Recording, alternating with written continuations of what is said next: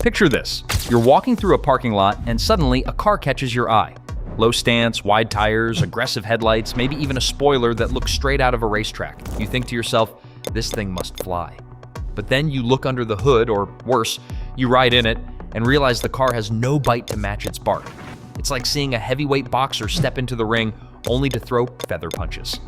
In today's video, we're counting down 12 cars that look fast, but really aren't. These are the automotive posers, the machines that trick your eyes with sleek designs and sporty details, only to disappoint the moment you push the gas pedal. We'll dive into why each one failed to live up to its looks, how manufacturers misled buyers, and what these cars could have been if they had the guts to back up their style. So buckle up, because by the end, you might realize that some of your favorite dream cars were actually wolves in sheep's clothing, minus the wolf part. 1. Mitsubishi Eclipse, 4th generation. The Mitsubishi Eclipse is a perfect example of how a legend can fade. In the 1990s, the 1st and 2nd generation Eclipse became icons of the tuner world. Lightweight, turbocharged, all-wheel drive options, it was the kind of car that earned respect on the street and at the track. Fast and Furious fans will never forget Brian O'Connor's neon green Eclipse ripping through LA back in 2001. But by the time the 4th generation Eclipse rolled out in 2006, everything had changed. The car still looked sharp. It had a muscular, wide body, aggressive headlights, and a sleek coupe silhouette that screamed performance. Park it next to any other sporty car of the era, and you'd think it had the DNA to back it up.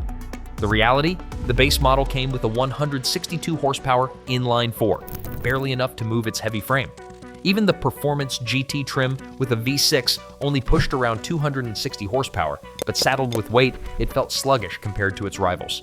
Reviewers at the time described it as style without substance.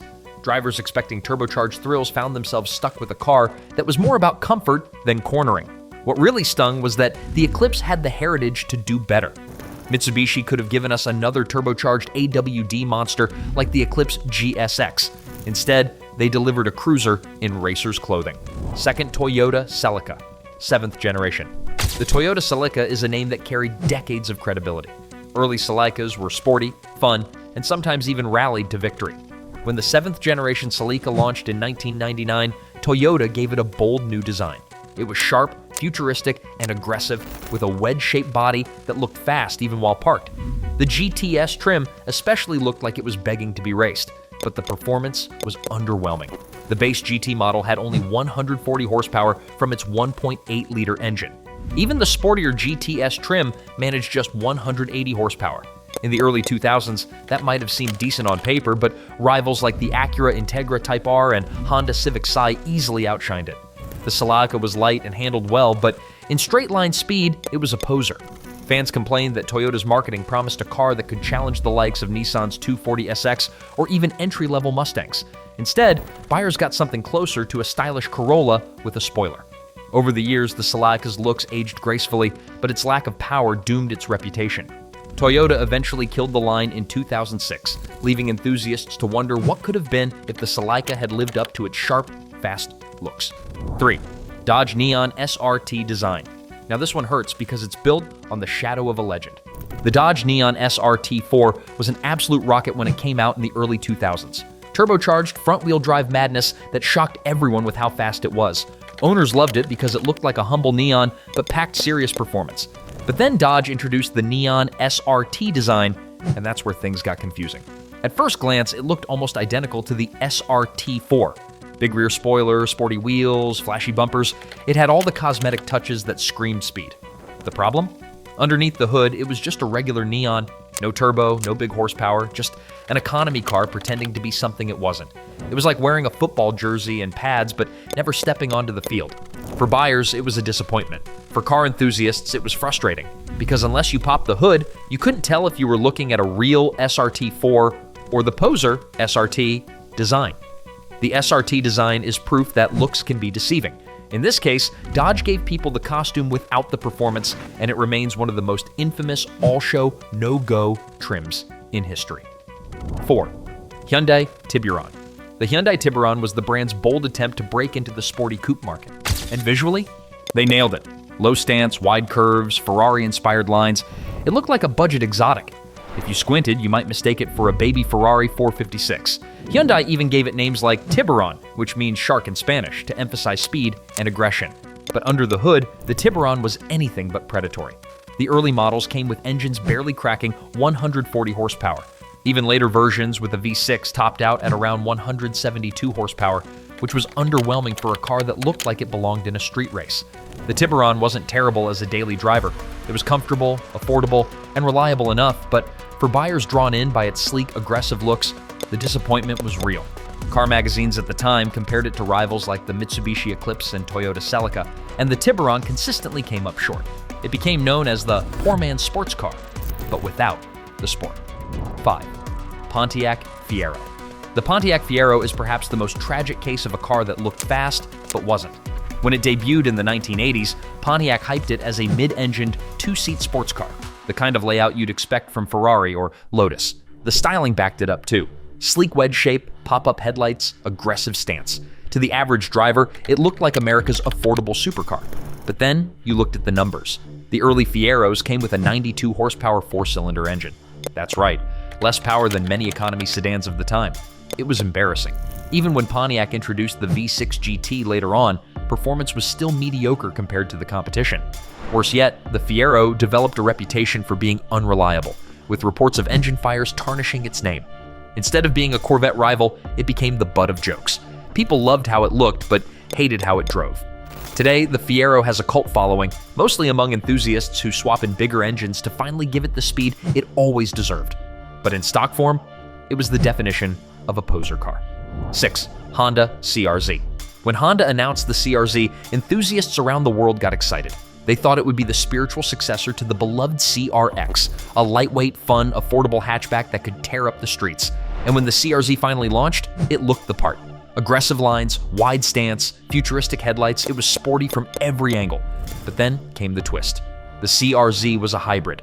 Instead of zippy performance, buyers got a 1.5-liter engine paired with a small electric motor, producing just 130 horsepower combined. That's barely more than a Honda Civic of the same era. Sure, the CRZ had decent handling and felt fun in corners, but in terms of raw speed, it was a disappointment. Honda marketed it as a sporty, eco-friendly compromise, but enthusiasts wanted horsepower, not miles per gallon. Reviewers famously called it a Prius with running shoes. The CRZ remains a prime example of missed potential. It had the looks, it had the heritage, but Honda's decision to prioritize hybrid technology over raw performance doomed it to be remembered as a wannabe. We've already seen legends that fell short, trims that tricked buyers, and hybrids that looked racier than they really were. But trust me, the next 6 cars are just as guilty, if not worse. From a futuristic Ford flop to muscle cars with no muscle, the worst offenders are still ahead. 7. Ford Probe. The Ford Probe is a car with a name as odd as its story. Designed in the late 1980s, it was supposed to be futuristic, sleek, and the perfect replacement for the Ford Mustang. Yes, you heard that right. Ford originally considered replacing the Mustang with this car. From the outside, the Probe certainly looked the part. Low, wide stance, aerodynamic wedge shape, pop-up headlights. It was the kind of car you could easily imagine blasting down the highway at ridiculous speeds. The styling screamed sports car of the future. But under the hood, reality hit. The base models came with engines as weak as 115 horsepower. Even the later V6 models struggled to compete with true sports cars. The Probe wasn't bad for casual driving. It was comfortable and economical, but it lacked the firepower its design suggested. Worse, the car's image was caught between two worlds. Too sporty for the average buyer, but too slow for enthusiasts. Mustang fans revolted at the idea of replacing their beloved muscle car with this front-wheel drive pretender. Ford wisely backed off, saving the Mustang and leaving the Probe to linger in history as a futuristic-looking car that never lived up to its appearance. 8. Scion Tc. When Toyota launched the Scion brand in the early 2000s, it was aimed squarely at young buyers. The Scion Tc was meant to be the affordable, stylish coupe for people who wanted something sportier than a Corolla, but cheaper than a Supra. And visually, it nailed it. The TC had big wheels, a wide stance, and coupe proportions that looked genuinely sporty. The panoramic glass roof was an especially cool touch, making it feel more upscale than its price tag. For high school and college students, this was a dream car, something that looked fast, modern, and customizable. But the truth was, the TC was powered by a naturally aspirated four-cylinder, making about 160 horsepower. Decent for daily commuting, sure, but not enough to live up to the car's racy image. Against rivals like the Honda Civic Si, the Acura Rsx Type S, or even a lightly modified Volkswagen GT Wine, the Scion Tc fell flat. To its credit, the TC was reliable, affordable, and easy to modify. But stock for stock, it was never a fast car. It gave the impression of speed, but behind the wheel it felt more like a Corolla Coupe than a true sports machine. 9. Volkswagen Beetle Turbo. The Volkswagen Beetle has always been a car more about personality than performance. But in the 2010s, VW redesigned it with a sportier look, flatter roofline, aggressive bumpers, and of course the option of a turbo badge. On paper, a Beetle Turbo sounded promising. Turbocharged engines are usually associated with speed and excitement. And visually, the Beetle Turbo looked like a quirky little hot hatch that could surprise people at a stoplight. But here's the reality. The Beetle Turbo was essentially a dressed-up Jetta. It shared platforms and components, meaning it was heavier and less agile than it appeared.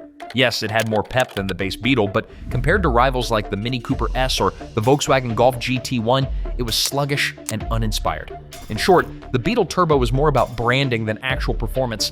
Buyers who wanted a truly sporty VW were better off with a GTI, while the Beetle Turbo was left as a fashionable statement car that looked fast but wasn't fooling anyone who knew better. 10. Chevy Camaro 4-cylinder models. The Chevy Camaro is one of the most iconic muscle cars in history. It's the stuff of posters, drag strips, and big V8 power. But not every Camaro has lived up to that reputation, especially the 4-cylinder models. In the late 1980s and early 1990s, base Camaros came with engines as small as the 2.5-liter Iron Duke 4-cylinder, making a laughable 90 horsepower. To put that into perspective, that's less power than many compact sedans of the same era. Imagine pulling up in a Camaro that looked ready to dominate a drag race, only to get smoked by a Toyota Camry. Even more recent Camaros with 4-cylinder engines, like the modern Turbo 4, aren't exactly slow, but still leave enthusiasts disappointed. The car's aggressive styling and muscle car heritage set expectations sky high. And when buyers discover that the sound and feel of a proper V8 are missing, the illusion of speed falls apart. It's not that the Camaro 4-cylinders are terrible cars, they're decent daily drivers with good fuel economy. But they're also proof that not every Camaro deserves its fast and furious image. 11. Acura Rsx base. The Acura Rsx is a car with a split personality. On one hand, you had the Type S, a true tuner's dream with high revving engines, tight handling, and the kind of speed that earned respect. On the other hand, you had the base Rsx. From the outside, both looked almost identical. Sleek coupe design, aggressive headlights, sporty proportions. It was nearly impossible for the untrained eye to tell the difference. But pop the hood, and the truth was clear. The base Rsx had only 160 horsepower. Compared to the 200-plus horsepower in the Type S, the base model was slower, less exciting, and not nearly as capable on the track. The problem was that casual buyers often didn't realize what they were getting. They saw the Rsx's looks, assumed they were getting the full performance package, and drove off in a car that couldn't back up its styling. For tuners, the base Rsx was just a starting point for modifications. But for stock owners, it was a daily driver wearing a sports car's outfit. 12. Toyota 86/Subaru BRZ, first generation. This last one might sting because the Toyota 86 and Subaru BRZ are beloved by enthusiasts.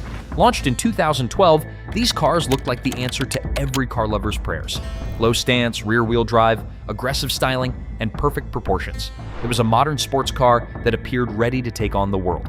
But here's the catch. Under the hood was a 2.0-liter flat-4 engine making just 200 horsepower. That's not terrible, but it's hardly enough to match the car's looks. In a straight line, the 86 BRZ was routinely out-accelerated by hot hatches, family sedans, and even some crossovers. Fans defended the car by pointing to its handling, and they're right. The 86 BRZ is an amazing car in the corners, with balance and responsiveness that few cars in its price range can match. But for the average driver who equates fast looks with fast speed, the car was a disappointment. It's the ultimate example of a car that looks like a track weapon, but in reality needs forced induction or serious tuning to deliver the speed its appearance suggests. And there you have it, 12 cars that looked ready to dominate the streets, but turned out to be more style than substance. From the Mitsubishi Eclipse that lost its edge, to the Toyota 86 that enthusiasts defend with passion, these cars prove one thing: looks can lie. For car buyers, this list is a reminder to look beyond spoilers, badges, and aggressive headlights. Specs matter, performance matters, and sometimes the cars that don't look flashy are the ones that deliver real thrills. So what do you think? Did we call out a car you secretly love? Have you ever owned one of these fake fast machines? Drop your stories in the comments below. I'd love to hear about the races lost, the expectations crushed, or maybe the modifications that turned a poser into a performer. And if you enjoyed this video, don't forget to hit that like button, subscribe for more automotive breakdowns, and ring the notification bell so you never miss a ride with us. Until next time, remember, speed isn't about looks, it's about what's under the hood.